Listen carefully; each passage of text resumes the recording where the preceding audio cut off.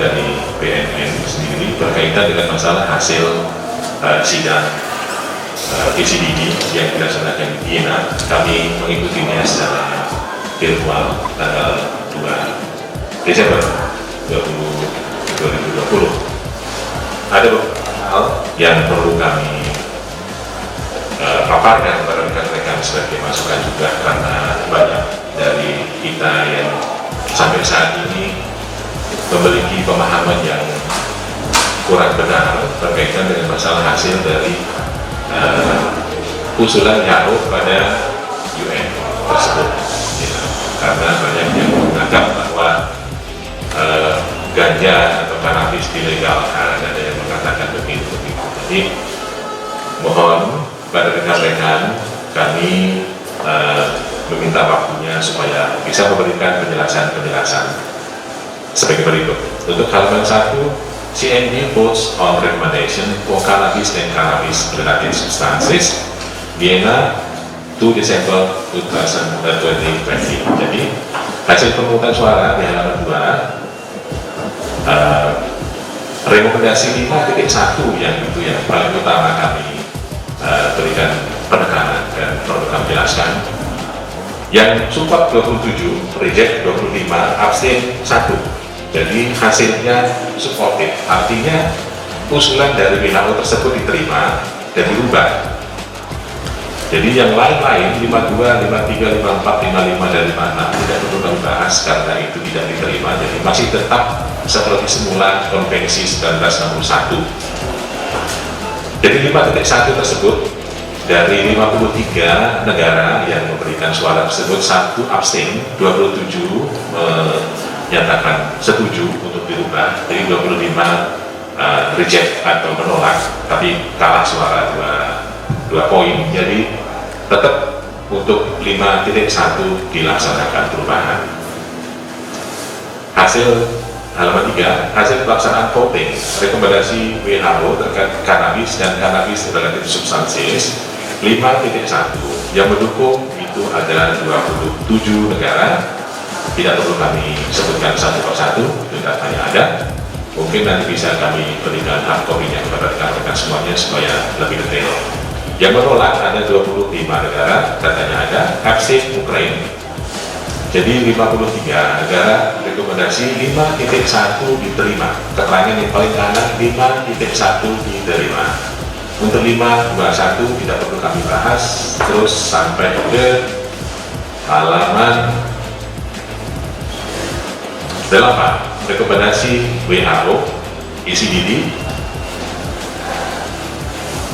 Halaman 8. Kami bacakan saja. CND United Nations Commission on Narcotic Drug Press Statement 2 December 2020. CND votes on recommendation for cannabis and cannabis related substances, Vienna 2 December 2020. Today, the Commission on Narcotic Drug (CND) took a number of decisions on the international control of cannabis and cannabis related substances. Cannabis and cannabis-related substances have for many years been included in the schedules of the Single Convention on Narcotic Drugs of 1961 as amended by the 1972 Protocol Schedule 1 and 4 Cannabis and Cannabis Resin. Halaman berikutnya, halaman 10.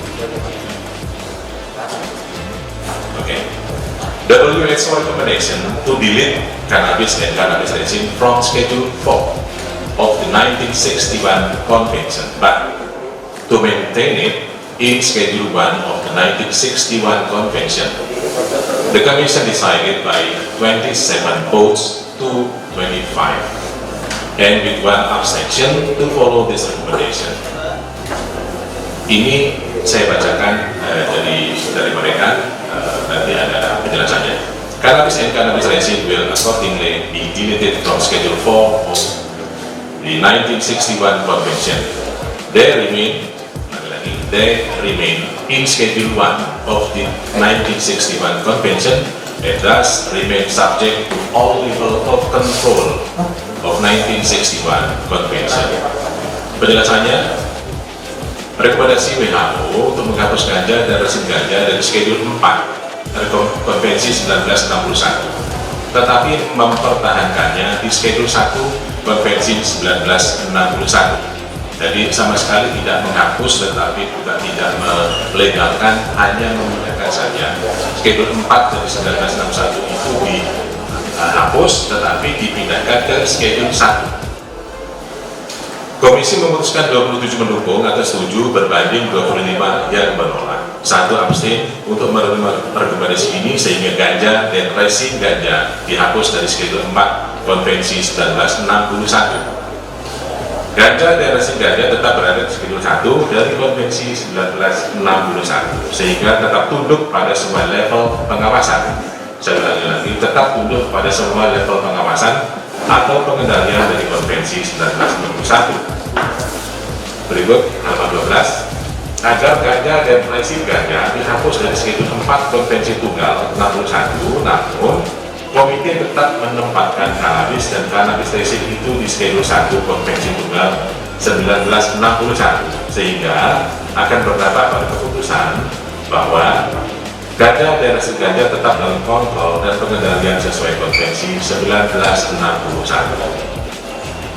Fakta bahwa ganja dan resin ganja itu ada di Konvensi Tunggal 1961 adalah bahwa pengawasan ganja dan resin ganja tetap diawasi secara ketat. Lalu berikutnya, penggolongan narkotika. Kalau tadi saya jelaskan berkaitan dengan masalah Schedule 4 dan Schedule 1, bisa dilihat di sini. The drug is Schedule 4 shall also be included in Schedule 1. Yang saya tulis merah itu dari Schedule 4, saya jelaskan ke halaman 15 saja. Halaman 15, silakan. Zat di Schedule 4 terdaftar juga di Schedule 1. Ke bawahnya, zat dianggap sangat berbahaya. Untuk Schedule 4 dinyatakan bahwa ganja di Schedule 4 Konvensi 1961 itu sangat berbahaya. Bila dipindahkan ke Schedule 1, zat dianggap berbahaya. Kalau awalnya sangat berbahaya, menjadi dianggap berbahaya. Paling diawasi secara ketat. Untuk Schedule 1 diawasi secara ketat. Sedikit atau tidak memiliki nilai terapeutik. Schedule 1 memiliki nilai terapeutik dapat dimiliki dengan menggunakan resep. Ganja, heroin, fentanyl, dan turunannya. Lanjut. Zat-zat yang terdapat dalam Schedule 4 Konvensi Tunggal 1961 terdapat juga pada Schedule 1. Ini penjelasannya lebih lanjut. Zat yang dianggap sangat berbahaya dan bersifat sangat adiktif, sedikit atau tidak memiliki nilai terapi, hampir sama padanannya dengan zat-zat pada golongan 1 Undang-Undang 35 tahun 2009 tentang narkotika. Jadi saya ulangi lagi, UN dalam hal ini sama sekali tidak melegalkan ganja, sama sekali tidak. Halaman 18. Indonesia dan selalu menyampaikan keberatan atas rekomendasi WHO dalam berbagai kesempatan sebelumnya. Kanabis dan kanabis resin seharusnya tetap dimasukkan pada Schedule 4 karena kekhawatiran kita antara lain membuka peluang produksi dan penyalahgunaan kanabis dan kanabis resin di masyarakat. Yang kedua, berkembangnya pandangan bahwa kanabis dan kanabis resin bukan substan berbahaya dan berdampak negatif bagi kesehatan. Mungkin itu yang bisa kami sampaikan kepada rekan-rekan semuanya, bahwa hasilnya yang perlu kami garis bawahi adalah 5.1 berkaitan dengan masalah pembinaan dari Schedule 4 ke Schedule 1. Itu Pak Kapolri yang saya sampaikan. Terima kasih.